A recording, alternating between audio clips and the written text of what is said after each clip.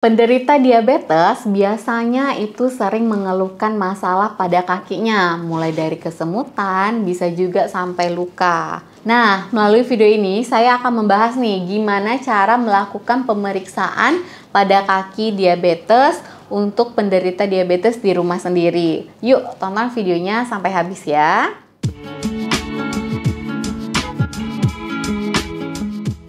Hai, assalamualaikum sahabat sehat. Ketemu lagi nih sama saya Dr. Wedelia di channel Dr. WSP. Teman-teman bisa ya kalau mau follow IG saya di sini atau di sini @wedelia_sadina_putri. Nanti kalau ada yang ingin konsultasi tentang kesehatan kalian bisa silahkan DM saya, nanti saya bales. Dan jangan lupa ya untuk di subscribe channel ini, aktifkan juga notifikasi loncengnya.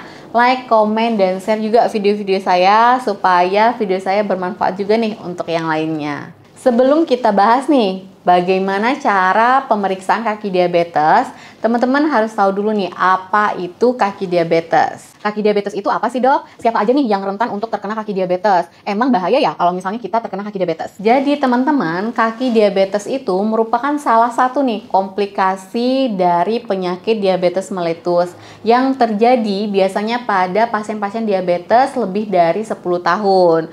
Tetapi tidak menutup kemungkinan juga nih bisa terjadi pada pasien diabetes baru kalau misalnya kadar gulanya terlalu sering tinggi dan juga tidak terkontrol. Siapa saja nih yang harus memeriksakan kaki diabetes? Tentu saja pada pasien-pasien yang mengalami penyakit diabetes, terutama untuk penderita diabetes yang kadar gulanya sering tinggi dan juga tidak terkontrol. Kadar gula normal puasa itu sekitar 70 sampai 130 mg per desiliter. Untuk kadar gula darah yang setelah makan atau enggak puasanya itu yang kurang dari 200 mg per desiliter.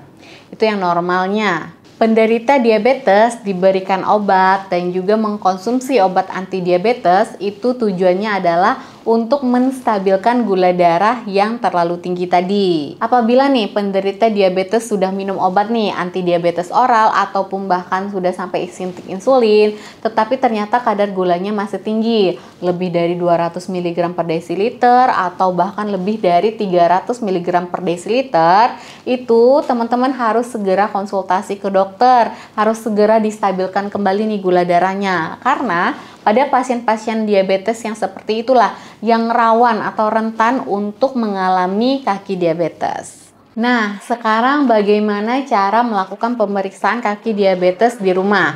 Pertama, kondisi kaki itu harus kering dan juga bersih. Selanjutnya, pasien diabetes kita minta untuk baring terlentang. Tahap pertama, lakukan pemeriksaan dermatologis atau pemeriksaan pada bagian kulit kaki. Lihat nih, pada bagian kulit kaki, apakah terjadi perubahan warna atau tidak. Misalnya di bagian tertentu kok warnanya agak kemerahan atau bahkan kebiruan gitu ya.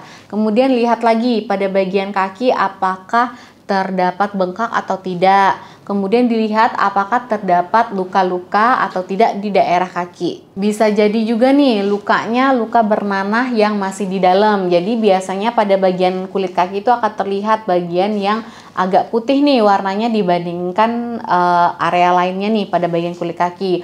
Kemudian pada saat diraba itu biasanya akan lebih lembek atau lebih lembut. Jadi kemungkinan itu bisa juga nih terjadi luka pada bagian dalam yang udah ada infeksi nanahnya. Setelah pada bagian kulit kaki, lihat pada bagian kukunya, kuku kaki ya dilihat. Lihat apakah ada perubahan pada bagian warna kuku. Apakah kuku menjadi keunguan, kekuningan, atau kemerahan. Kemudian dilihat juga nih, kukunya berjamur atau enggak.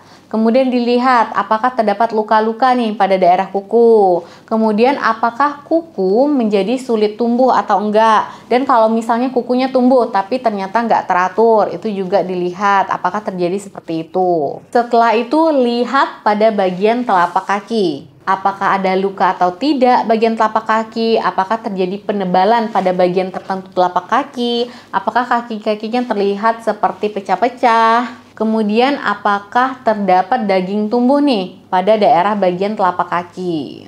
Kaki kiri dan juga kaki kanan, dilihat dua-duanya. Setelah itu jangan lupa nih dicek juga pada bagian sela-sela jari kaki. Apakah terdapat luka atau tidak, kemudian apakah lembab atau tidak, terjadi perubahan warna pada bagian sela-sela kaki atau tidak. Oke, selanjutnya setelah melakukan pemeriksaan pada bagian kulit kaki, teman-teman lakukan juga nih pemeriksaan pada bagian saraf kaki atau pemeriksaan neurologis nih biasanya kita sebut. Karena kadar gula darah yang tinggi pada pasien-pasien diabetes itu seringkali nih menyebabkan penderita diabetes mengalami mati rasa, kesemutan pada bagian kakinya. Nah, karena mati rasa inilah atau tidak peka terhadap rasa sakit, panas, itu biasanya yang menyebabkan pasien-pasien diabetes mengalami atau rentan mengalami kaki diabetes atau luka yang sampai borok, ulkus biasa kita sebut, dan sampai bernanah, dan itu sangat beresiko. Kalau misalnya terlalu parah penyebaran lukanya, itu bisa sampai mengakibatkan amputasi pada bagian kaki. Caranya mudah sekali nih teman-teman. Pertama, pasien tadi kan udah dalam kondisi berbaring ya, kemudian telapak kakinya kan menghadap ke sini nih ke kita. Jadi pada bagian telapak kakinya itu coba nih menggunakan ujung ballpoint itu disentuhkan, tek tek, kemudian kita tanyakan. Tapi jangan lupa sebelumnya itu minta pasien diabetes tadi untuk menutup mata. Misalnya bapak kita atau ibu kita yang terkena penyakit diabetes, kemudian kita mau memeriksakan nih kaki diabetesnya, minta tutup mata dulu. Bu, tutup mata dulu ya sebentar, saya melakukan pemeriksaan pada kaki ibu.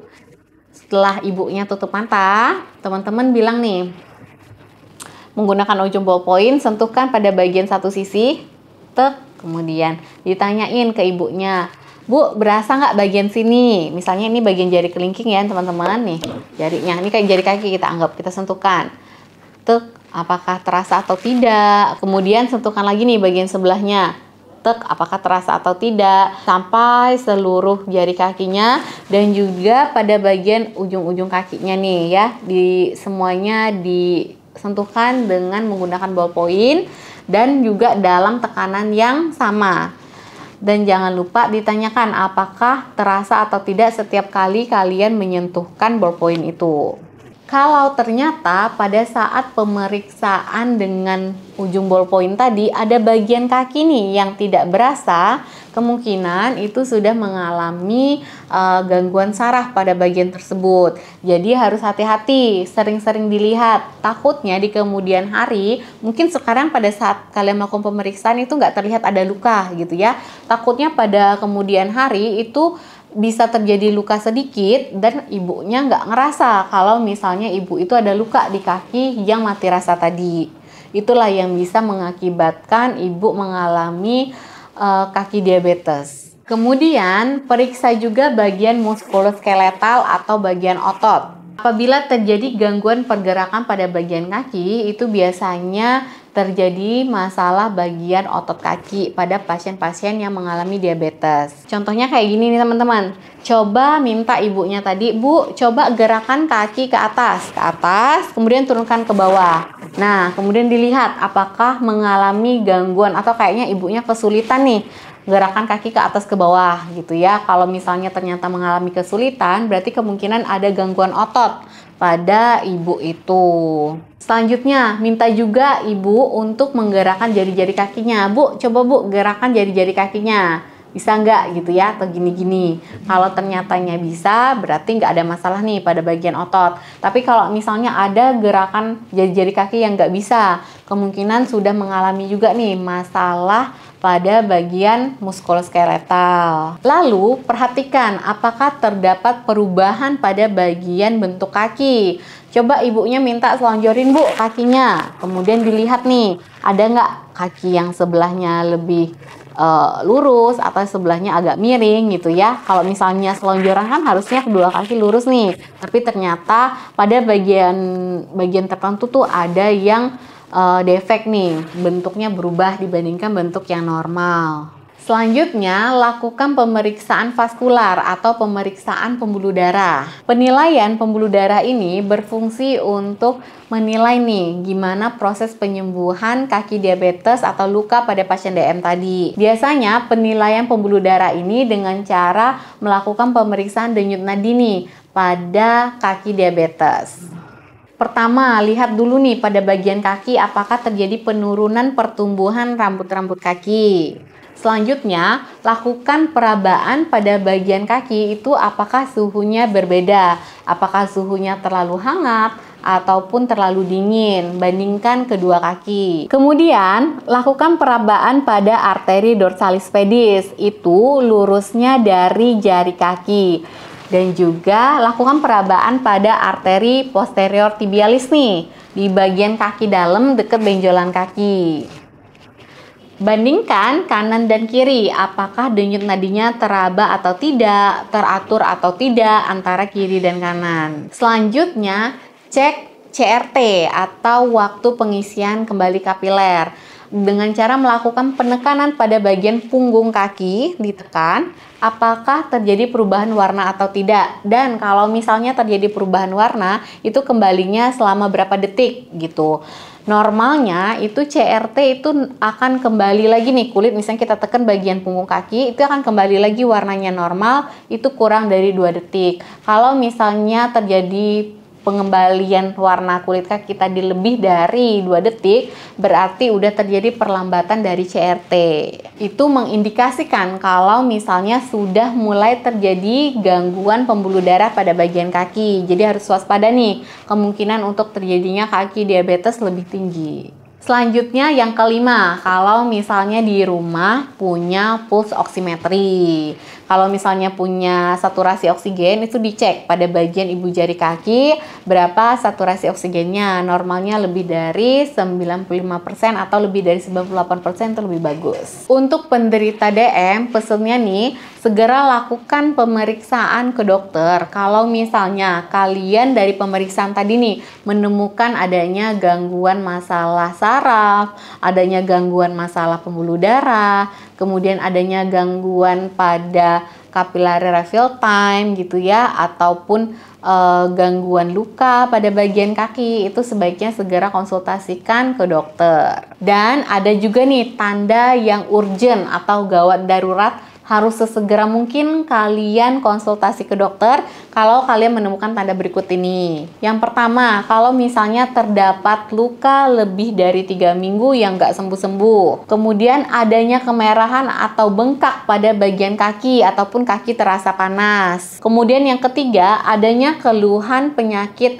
arteri perifer, misalnya kaki kesemutan terus, kalau misalnya berjalan kesulitan, makin waktu, makin ke hari aktivitas fisik mulai terganggu. Dan yang keempat, jika hasil pemeriksaan denyut nadi arteri dorsalis pedis dan juga arteri posterior tibialisnya itu nggak teraba ataupun saturasi oksigen kurang dari 90%, itu adalah tanda-tanda bahaya yang kalian harus segera nih konsultasi ke dokter penyakit dalam untuk mengatasinya supaya jangan sampai terjadi kaki diabetes yang terlalu parah. Dan juga nih, kalau misalnya nih penderita DM sudah minum obat antidiabetes ataupun udah diberikan insulin dan ternyata kadar gula darahnya itu masih lebih dari 200 yang nggak puasa ya, itu segera lakukan konsultasi ke dokter agar nih dokter bisa melakukan kombinasi obat atau menaikkan dosis obat atau bisa mengganti obatnya agar tujuan dari mengkonsumsi obat diabetes untuk menstabilkan gula darah tadi tercapai. Oke teman-teman, semoga video saya bermanfaat. Terima kasih untuk kalian yang sudah menonton video ini sampai habis. Semoga kita semua selalu sehat dimanapun kita berada. Wassalamualaikum.